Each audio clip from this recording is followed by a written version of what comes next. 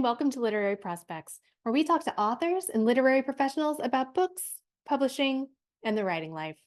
I'm Kelley Vick. I'm the host of the program, and in just a moment, it will be my pleasure to introduce today's guest. But first, a reminder that if you like what you hear, please do take a moment to subscribe. It helps us out, and you can make sure you never miss an episode. Also, we've opened a Literary Prospects shop, so if you're looking for bookish shirts, totes, and gifts, please check that out at literaryprospects.etsy.com. And to grab books featured on the podcast and check out more curated book lists, you can visit the Literary Prospects bookstore on bookshop.org. And last, but certainly not least, if you're interested in extra content on querying and publishing that's only for our members, please consider joining the Literary Prospects Patreon at patreon.com/literary prospects. We'll leave all those links below in the show notes. And now, let's introduce today's guest. Ruchira Gupta is a writer, feminist campaigner, professor at New York University, and founder of the anti-sex trafficking organization Apneap Women Worldwide. She won the Clinton Global Citizen Award in 2009, the Sarah Bengali Award in 2012, and an Emmy for Outstanding Investigative Journalism in 1996. Her new middle-grade novel, The Freedom Seeker, is out now. In addition to her acclaimed debut novel, I Kick and I Fly, Ruchira has also edited As If Women Matter, an anthology of Gloria Steinem's essays, and written manuals on human trafficking for the UN Office of Drugs and Crime. Ruchira divides her time between Delhi and New York.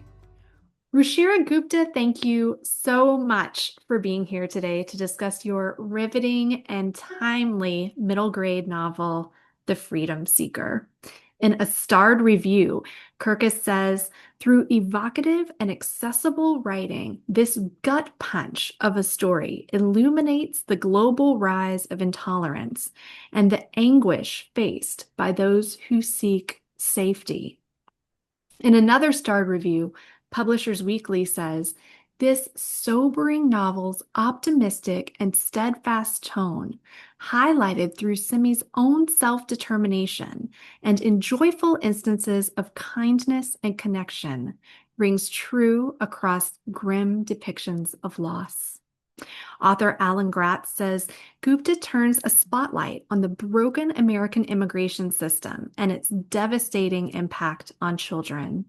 At once maddening and heartbreaking, The Freedom Seeker shows young readers there is also hope through awareness, activism, and community. Author Ada Salazar says this riveting, courageous, and nuanced story will break your heart right open and with it give you a new understanding of justice, a necessary and important story that will help you see, act, and heal.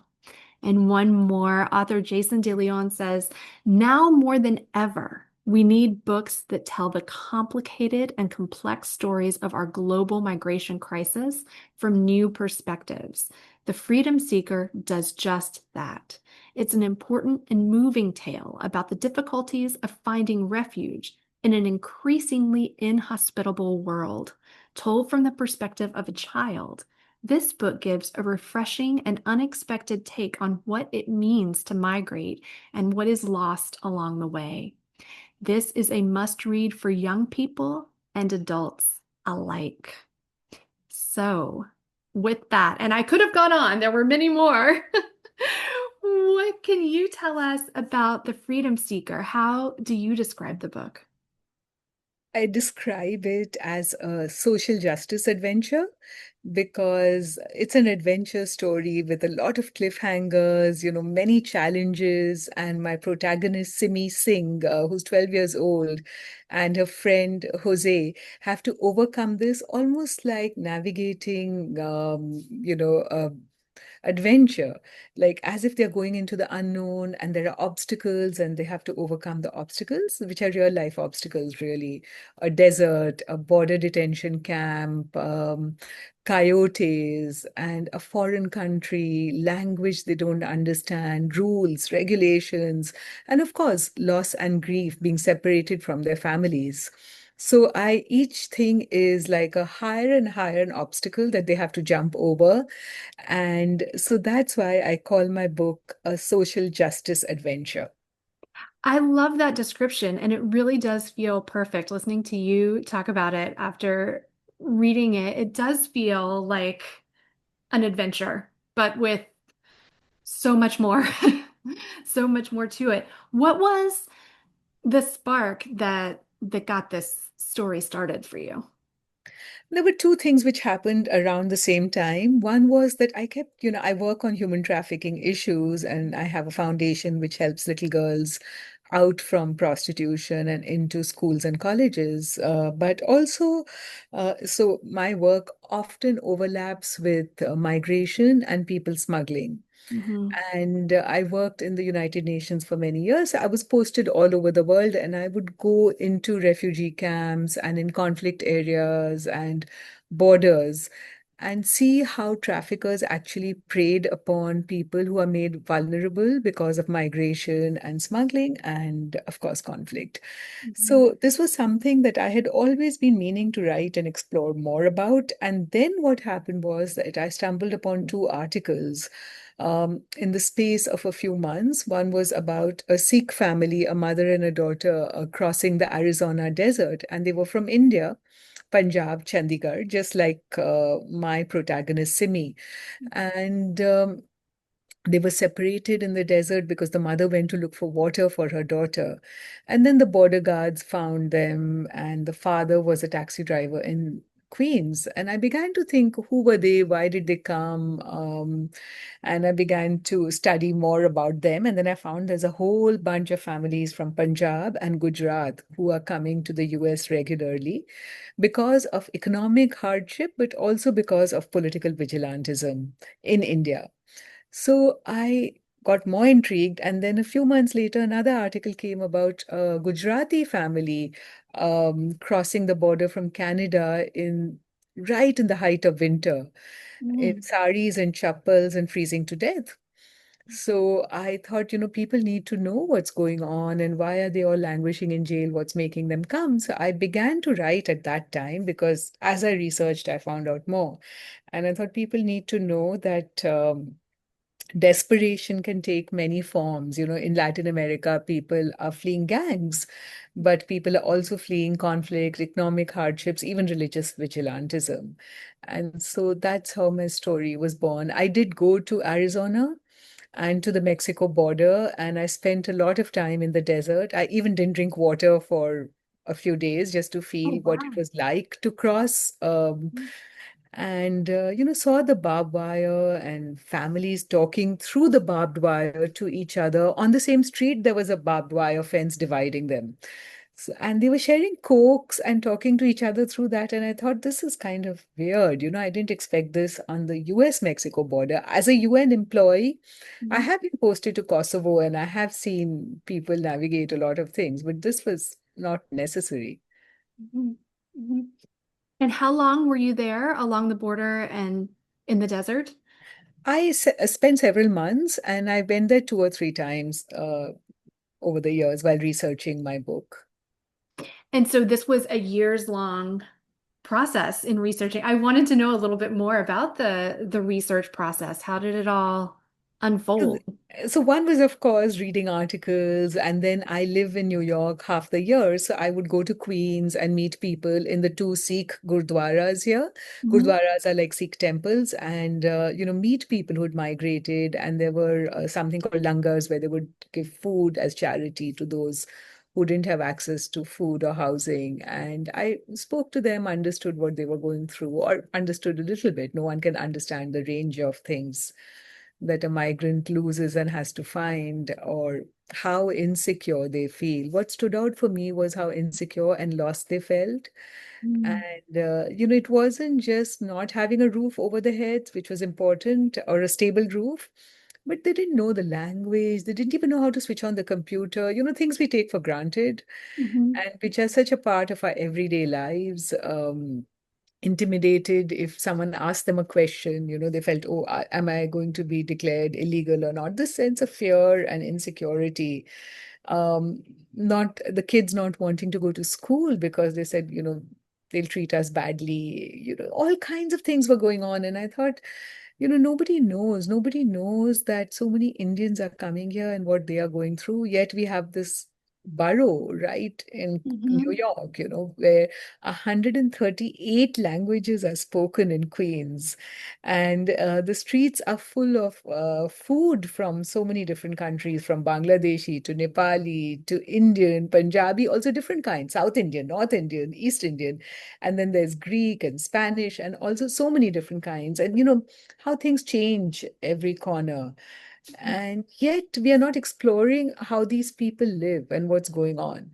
So Mm-hmm. I did that research here in Queens. And then in Arizona, of course, it was walking in the desert where I noticed that Catholic priests had left water bottles in different places just in case migrants needed it. I saw very great small acts of kindness when I was in Arizona, like townspeople saying, "We welcome, this town will always be open to migrants. They provide the labor, they provide so many new things to our community. We want them to come." Mm-hmm. And then at the border again, I saw people exchanging like not just Coke bottles, but flowers through the barbed wire fence. And so I saw these small acts of humanity, which were so wonderful. And how, like big systems can be challenged through these small acts of kindness. Mm-hmm. And, the systems became work. I wrote the book 2.5 years ago, doing all this research. And because I'm a journalist, I had to go to the place. I had to experience it and feel it because that's my training. But that's what it was. The story is told in the first person point of view of Simi, who is 12 years old. Why was it important to you to tell the story in first person from Simi's point of view? I wanted to put myself in the shoes of a girl who's feeling lost and lonely and seeking home and safety. I wanted people to understand that those who migrate to the United States are not, adult criminals being released from prisons, but just people who are looking for safety, who are fleeing all kinds of hardship. And that's why I wrote it from her point of view in her voice. How did she come to you? I always like to hear how people really, how authors meet their characters. Was she based on someone that you had met or known, or did she just sort of come to you on the page as you were writing? How did that come about? I did meet a girl from Queens who was the daughter of a cleaning lady, and she had wanted to become a nurse. And then suddenly one day she told me, "I don't want to be a nurse anymore." And this is like 3 years ago when I'm doing all this reading. And I said, "Why?" And she said, "I want to just become a cleaning lady like my mother and earn money and stay at home with my family." And a follow-up question obviously was that her dad was undocumented. And Mm, they were scared, and she just wanted to help the family. So she was making different life choices. And, I used to think Gujarat was a very prosperous part of India.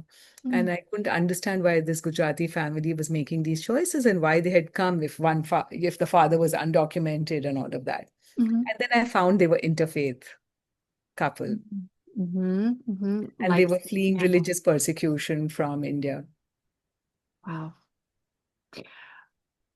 What do you love about writing middle grade, speaking to this particular age group of younger readers? They are idealistic, they are smart, and also they still believe that they can make a difference and create change. So they are can do, they're the can do generation. They're not the people who think nothing can be done, what's the point, etc. And they are facing all these challenges. This is the world they've inherited. So I feel they need to know that small acts of kindness can make a big difference because people will tell them otherwise. And people will say, "Oh, nothing will change and learn how to live within the system. But I want to show young people that you can make the system better for yourself and others around you by building community, trusting in community, and also finding your own courage and strength.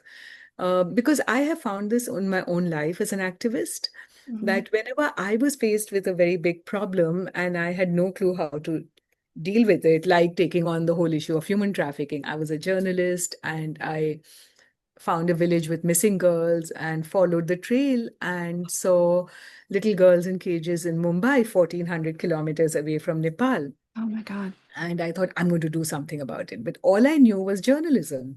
Mhm. What did I do? I reached out to people who knew a little bit more. UN people, policymakers, doctors, lawyers, and created a community and NGO leaders. I didn't even know how to run an NGO then, right? Mhm. And feminists and all kinds of people. And together, we were able to influence the UN and the United States Senate to change laws and policies. And I was able to help the girls at the grassroots in the red light areas get into school. So the only way I was able to do it was by building community. So I wanted to share that with young people because they're just starting out and they need to know what are the tools they can use to bring about the changes they want in their own lives and the world around them.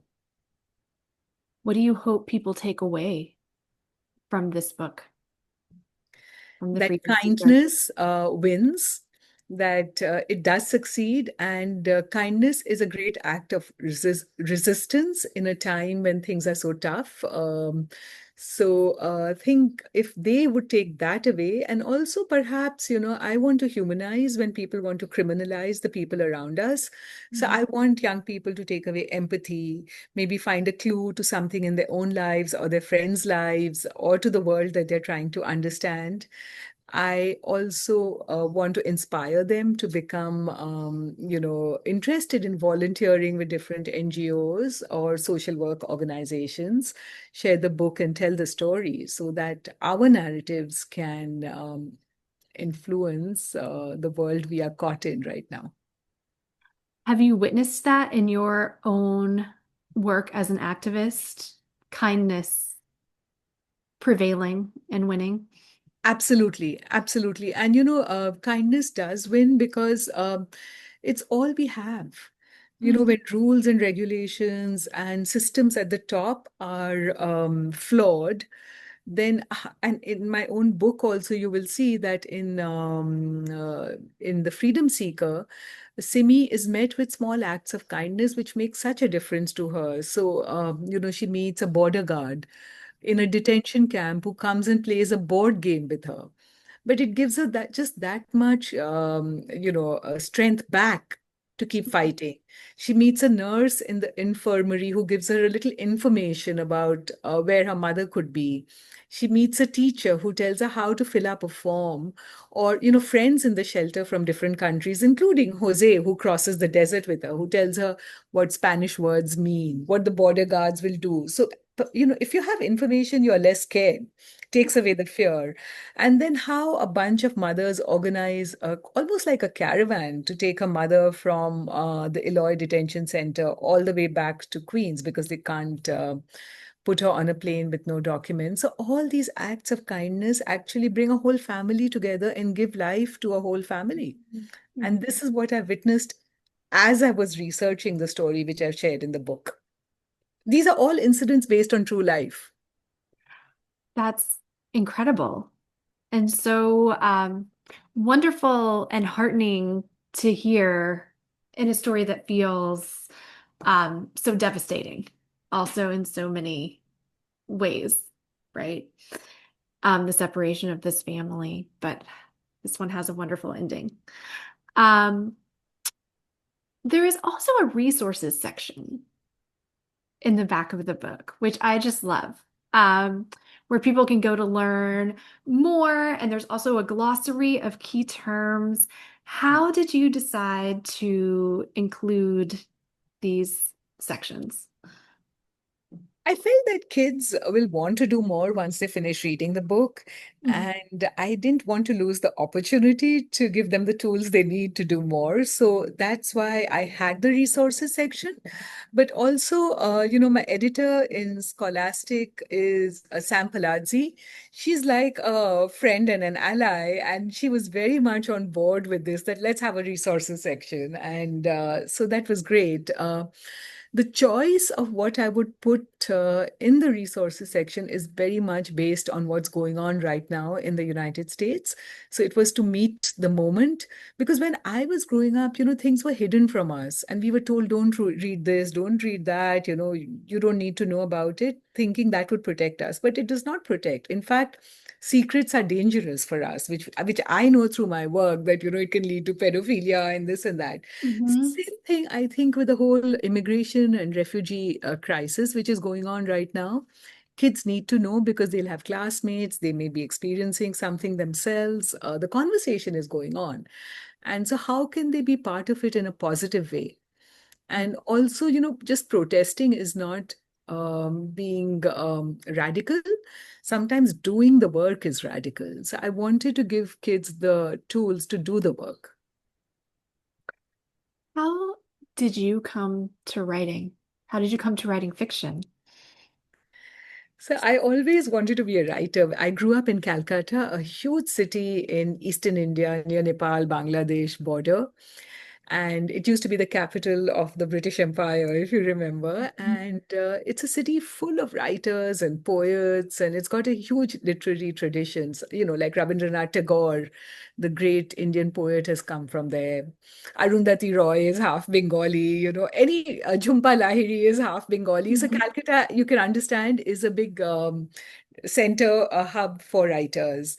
So Mhm. everybody's writing and reciting poetry. That was an influence. My own house was full of books, and my mother had enrolled me like in 4 different libraries. So I was a bookworm growing up, and stories influenced me to have more empathy, to dream about the world that I wanted, what I would become. Joe in Little Women influenced me to want to be a writer. So, there were all kinds of things which were going on. And also, I was impacted by the great inequality I saw in Calcutta. Calcutta is very, very poor for the majority of people, while there's a bunch of rich people at the top. So I could see all the poverty on the sidewalk. People were living on sidewalks. And so I was motivated to do something about it. And I thought I could do it through my writing. And that's why I always knew that I would write about inequality, poverty, but I also wanted to write about children because I felt that no child should be living on the sidewalk. Mhm. And so that's how it all began. My first article was published in my school journal, and it was called The Autobiography of a Pencil. The autobiography of a pencil. 500 words. I love it. You still have it? Yes, I still have it. And my school has a photograph of me up on one of the walls and everything. So they're totally proud of me. That's wonderful. What was the road to publication like for you then? First there was the autobiography of a pencil, and then and then wider publication came. At what point? How did that all come about? So the wider publication, I wrote another social justice adventure, a young adult fiction novel during COVID about a girl called Hira who was 14 and about to be sold into prostitution, but escapes by becoming a kung fu champ. And the story is again Indo-US, like I am. So it begins in India in a small village and ends in Queens in New York, where she busts a brothel. And I wrote that because, again, I was reading about the mental health crisis among teenagers, and I felt they need a story of hope. I was also reading about the rise in sexual abuse at home and all of that during COVID when kids were at home. So I thought, okay, Mm. let me give them a story about someone I know. Hira's again based on a true life character in my NGO in a red light area who became a kung fu champ. Many Hiras, actually. And so I said, I have a story of hope, and let me share that. And maybe by discussing things in the third person, kids will find some clues and answers. They'll know that they are not crazy, the system is crazy. Mhm. And they are not alone, but there are others like them. So I wrote the story, and once I began writing, I had so many true life incidents in my head, I wrote it fast. And then I come back to New York after a year in India. I was stuck in India for a year during COVID, distributing food to like 100,000 women in red light areas. Oh, wow. And then when I came back, I asked a professor friend of mine, I said, "Do you know an agent? I've written this book." I had no idea if it was good or bad. I Mhm. only knew like journalism. Mhm. So then he introduced me to an agent. Within a week, she said, within I think 24 hours, she said, "I want to represent you." I didn't even shop around for an agent, just the one agent. Wow, the first query. Transatlantic in Canada, Sam Haywood and Laura Cameron. And then they shopped around the book, and they said we'll set up all these editorial meetings. It was soon summer. I'm sitting in the beach, and I did the meetings on camera, on Zoom, I mean, with people. And the first meeting was with Scholastic. And Scholastic said they wanted the book because they saw both truth and hope in it.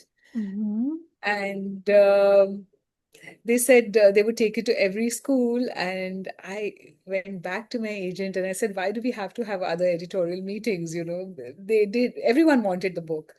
I said, "Can't we just give it to Scholastic?" Because Scholastic is so much embedded in the culture. I knew they would be able to take it to schools and libraries. And I wanted to use my story to make a difference based on truth, not like some thing which is airy fairy. Kids have to know it's true. Mhm. So I did that, and that's how my publishing journey began. And I ended up meeting this wonderful editor called Samantha Palazzi. Mhm. And it became such a partnership because she understood what I was trying to do. She went deep into the issues that I was dealing with. She read my whole website fully, and all of that. Mhm. So we became really partners. And so then I wanted my second novel to go to Scholastic because I had such a great experience with them. And just recently, the old novel I Kick and I Fly won two awards, the South Asia Book Award and the Malka Pen Award for Human Rights in Children's Literature.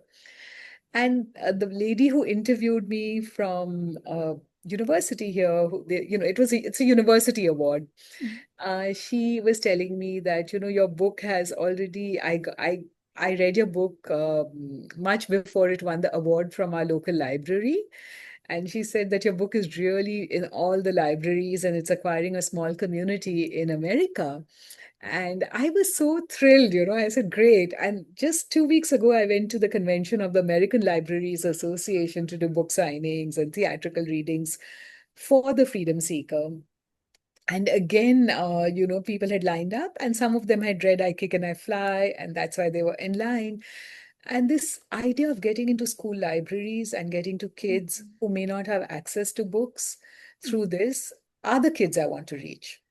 Yes. So that's my publishing journey. Yeah. Oh, what a beautiful publishing journey. Are you working on another novel now?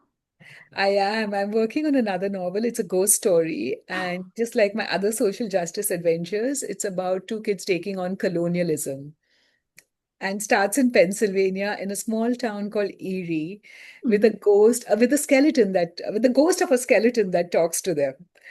So, that's one. And then I'm thinking of writing like sort of a memoir, fragments of a memoir, Mhm. because, I'll write what I remember. But Mhm. it's really like how to be an activist. I strongly, strongly believe that anybody can become an activist. It's not like you need an expertise on it, but you have to take it seriously. And, Gloria Steinem once told me that it doesn't matter what you do. Don't think about it being big or small. Only time will show you that, whether it is big or small, but do it as if it matters. And that was such a profound thing she said, I realize in hindsight now. So that got me thinking about what is it I want to communicate to young people, who are going to be the next generation of activists. I'm 100% sure. Mhm. And one of the other things I wanted them to understand is that being an activist doesn't mean just marching on the streets. Sometimes you need to do that because you need to show the numbers to people, who may not agree with you or who you may not agree with. Mhm. But it's, it's very important along with civil disobedience to do what I call constructive action, positive acts. Because Mhm. if we are doing a negative act, like marching on the streets and saying, I oppose that, then I also have to show the world around me, society around me, community around me, that what am I for? So every negative act has to be matched by a positive act. And so I'm hoping my books can demonstrate those positive acts.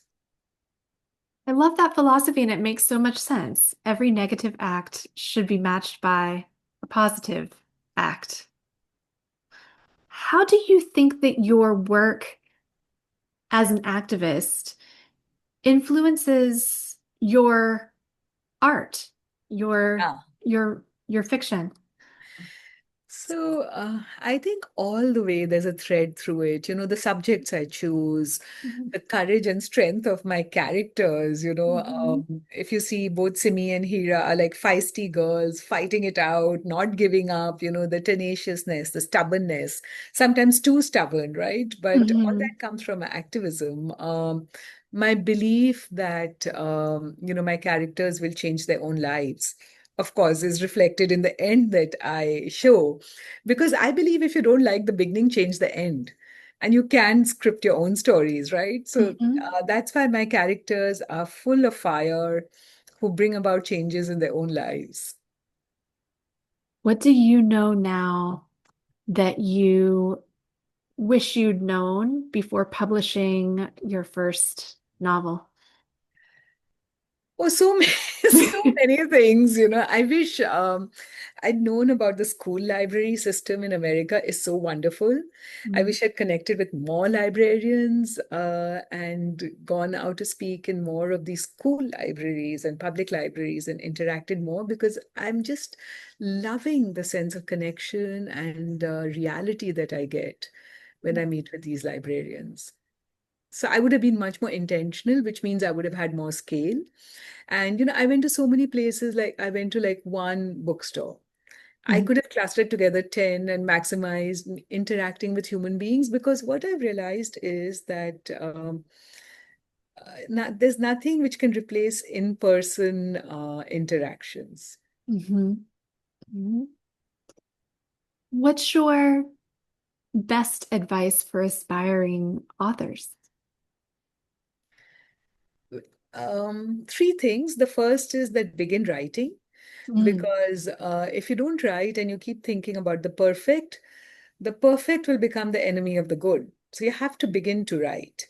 Mhm. And secondly, write something every day, even like 100 words, but write something every day, because then it becomes, a year later, 6 months later, it'll become the fodder to polish and Mm. make better.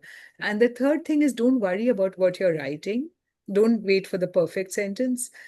You can edit later. You can introduce, your words may sound stilted and stiff and all of that. Introduce spontaneity and flow and all of that later. Just keep writing. I love that. And do you write every day? I write every day. I wake up in the morning and write every day. I was about to say, is it a morning routine? What's the routine like? You wake up and write right away or? So I wake up in the morning and first I have a little terrace garden. So I walk out and, talk to the leaves or Mm. flowers or whatever. And then I put a pot of coffee, and I have a dog, so sometimes I'll play with the dog every day, not sometimes, every day. And then I sit down with the coffee and my laptop, and then I write for a couple of hours. I begin with a crossword to get into the transition Wow. from sort of being very late, relaxed to concentration. And then I read the paper. I read New York Times and The Guardian every morning. And then I begin to write for 2 hours. No calls, no nothing. And then about 11:30, I transition into I teach at New York University. So, there'll be student questions, something going on with that. So till lunchtime, I'll do New York University work, student work with interns or with the university students. Then after a quick sandwich or something, then I do my NGO work. So again, there is, either like preparing a speech, writing a blog, going to the UN, helping, mentoring a survivor of prostitution. There's different things, like it's incredible. And if I'm in India, then it's going to the red light area in the community center and, hanging out with people, helping them fill up forms or, answering the questions about what college is like. Or, it can range from anything to anything. And then around 5:30, I begin to wind down and I take a walk. I love nature. I love art. So, I go to Central Park when I'm in New York. I just love Central Park. And in the evening, I'll either eat dinner with family or with friends. And that's it. And slowly then wind down with maybe something on Netflix or just whatever. And that's it. That's my routine. You're making me feel like I don't get near enough done during the day, Ruchira. Oh, I know. I'm feeling a bit overwhelmed right now, with the book coming out on August 5th. And, I feel I haven't done anything for it. Well, you're doing something now. And that brings me to our traditional last question for this podcast, which is when the book, The Freedom Seeker, is made into a movie or series, what do you think the theme song should be? Ah, so I have made a playlist for the Freedom Seeker, which is on Spotify, by the way, So the two that are my favorite, one is by Anushka Shankar, and it's on the current refugee crisis. So that's why Land of Gold. Mm, And then the other one is by Beyonce, I Was Here. wonderful. I can't wait. I can't wait when it's made into a movie. Ruchira Gupta, thank you so, so much for taking the time to come on and talk today. It has been a joy and a pleasure talking with you. Thanks, Kelly. Thanks for joining us on Literary Prospects. If you liked what you heard, please subscribe and leave us a review. We'll see you next time.